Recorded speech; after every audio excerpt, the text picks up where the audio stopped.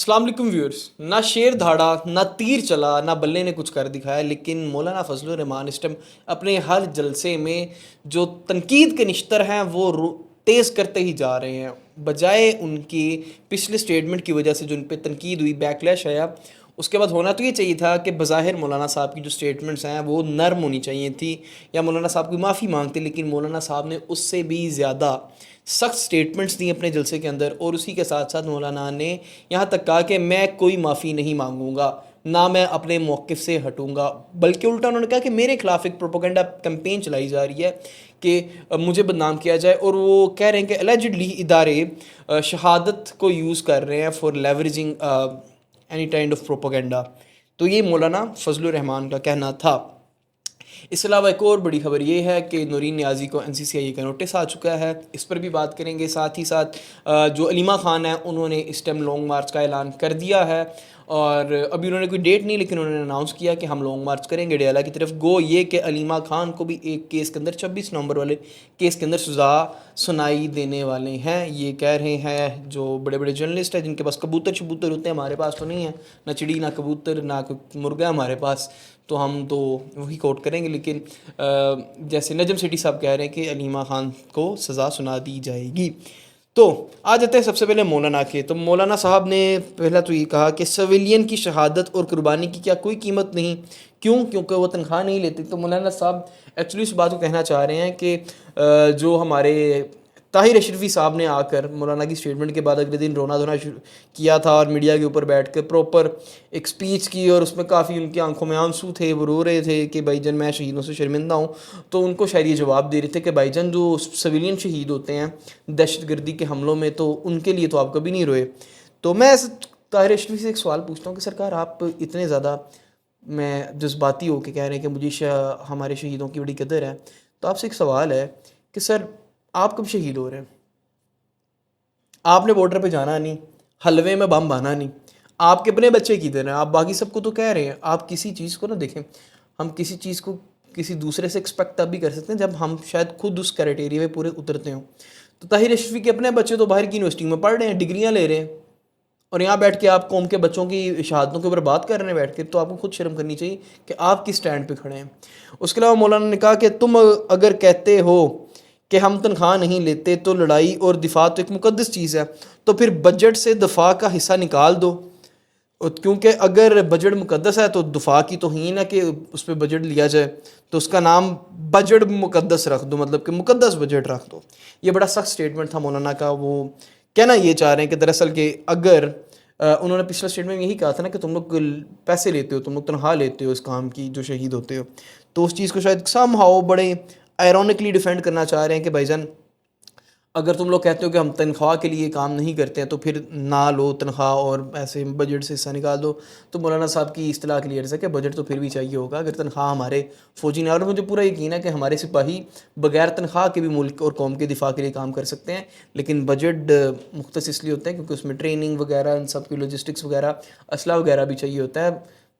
ڈنڈیاں نہ تھوڑی جا کے دفاع ہوگا بارڈر پہ. اس کے علاوہ کہہ رہے ہیں کہ مجھے کہا گیا کہ آپ کے پی کے اندر گورنمنٹ بنا لیں، اور اس کے بعد کہتے ہیں کہ میں نے اس ٹائم انہیں نہ کر دی کہ میں ایسی گورنمنٹ نہیں بناؤں گا جس میں سارے لوٹے ہوں. اوبویسلی گورنمنٹ بنانے کا اس طرح ہی انہیں کہا گیا ہوگا کہ ہم یا تو موجودہ کے پی گورنمنٹ کو کسی طریقے عدم اعتماد میں گرا دیں، بندے شندے چینج کر کے، بندے سیٹ پہ کر کے، ہارس ٹریڈنگ کر کے. تو مولانا کہتے ہیں میں نے کہا میں نہیں بناؤں گا، اس سے بہتر ہے کہ میں ایسی لوٹوں کی گورنمنٹ بناؤں، ایسی گورنمنٹ بناؤں جس کی بانگیں میرے ہاتھ میں نہ ہو، اسے گھوڑے پہ سوار ہوں، تو اس سے بہتر ہے میں نے نہیں بنایا. اس کے علاوہ انہوں نے یہ کہا کہ ہمیں کہا جا رہا ہے کہ آپ لوگ لشکر بنا کے دہشت گردی کے خلاف لڑیں یا نان اسٹیٹ ایکٹرز کے خلاف لڑیں. تو مولانا کہتے ہیں کہ آپ صوبائی حکومت کو استعمال کرنا نہیں چاہ رہے، یعنی کہ وہ کے پی گورنمنٹ کی طرف اشارہ کر رہے تھے کہ جب کے پی گورنمنٹ کہہ رہی تھی علی امین گنڈا پور کے ٹائم پہ کہ ہم اپنی پولیس کے تھرو ہی دہشت گردی کو ٹیکل ڈاؤن کرنا چاہتے ہیں، تو اس ٹائم ہمارے جو فیڈرل کی گورنمنٹ اور اسٹیبلشمنٹ کے اداروں نے کہا تھا کہ نہیں آپ نہیں کریں گے، ہم آپریشن ہی کریں گے وادی تیرا وغیرہ میں، بنیر وغیرہ میں، پولیس سے چیز ہینڈل نہیں ہوگی. تو یہ کہہ رہے ہیں کہ آپ صوبائی حکومت کو استعمال کر نہیں رہے جو کہ ایک اتھارٹی ہے، اور آپ مجھے اور عام عوام کو کہہ رہے ہیں کہ لشکر بنا کے لشکر کشی کریں اور دہشت گردیوں کے خلاف حملہ کریں. تو اس کے اوپر میں کچھ بھی نہیں کرنا چاہوں گا، نوٹ کومنٹس. اس کے علاوہ مولانا صاحب نے ایک اور ریفرنس دیا کہ آپ لوگ کہتے ہو لشکر بناؤ جنوبی وہ ہمارا ویسٹ ایسٹ پاکستان جو تھا بنگلہ دیش، اس میں بھی لوگوں نے مطلب کہ لشکر بنایا، اور آج تک وہ کہتے ہیں کہ جماعت اسلامی اور وہاں پر مسلم لیگ کے درمیان دراڑیں آج تک ختم نہیں ہو پائی. تو آئی ڈونٹ نو مولانا کس کانٹیکس میں بات کریں، لیکن شاید مولانا اس کانٹیکس میں بات کریں کہ بلوچستان والا بھی کانٹیکس. اس کے علاوہ انہوں نے کارگل والی جو فیکٹس تھے، اب ان کے اوپر بھی کافی بات کی. بڑے کنٹروورشل فیکٹس ہیں کہ شیر خان کی لاش جو تھی کرنل کی ہم نہیں لینے گئے تھے، ان کا یہ کہنا تھا انڈین فوجیوں نے بھیجی تھی، پھر ہم نے تسلیم کیا تھا، ہم نے اپنی لاشیں نہیں اٹھائی. اس کی تو بہت ذرا ہی کنٹروورشل بات ہے. اس پہ تو میاں صاحب اور مشرف کی خرابی سی بات پر ہوئی تھی کہ ذمہ داری قبول نہیں کر رہے تھے.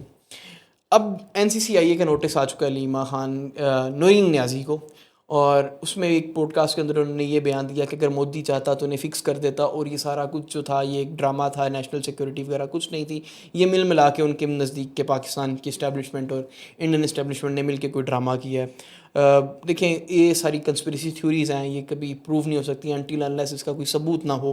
تو ثبوت تو فی الحال اس کا کچھ نہیں ہے، اور نورین نیازی نے شاید کہہ سکتے ہیں اپنی کم عقلی کی وجہ سے یہ بیان دے رہی ہے شاید، کیونکہ اس ٹائم وہ اپنے ان کے بھائی جیل میں عمران خان صاحب، تو اوبویسلی انہیں پاکستان کی اسٹیبلشمنٹ یا پاکستان کی گورنمنٹ سے تو اس ٹائم انہیں نفرت ہی ہوگی. تو شاید ان کی نفرت میں انہوں نے یہ بیان دی ہے جو کہ فی الحال فیکچولی پروون نہیں ہے. اور اگر کل کو اگر کبھی ایسی کوئی کلاسیفائڈ ڈاکومنٹ وغیرہ کہیں سے لیک ہو جاتا دین وی کین سے کہ نورین نیازی کے بعد میں کوئی وزن تھا، لیکن فی الحال it's just kind of anger speaking out of her.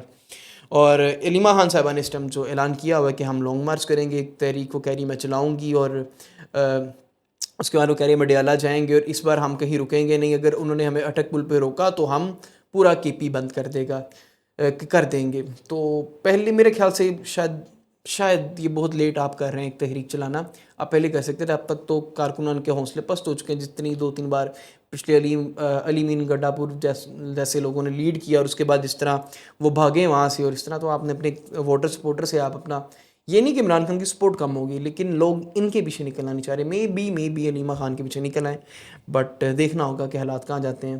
اور مے بی شاید انہیں اریسٹ کر لیا جائے اس سے پہلے، کیونکہ ان کے اوپر ایک کیس کے اندر انہیں سزا سنانے والے ہیں.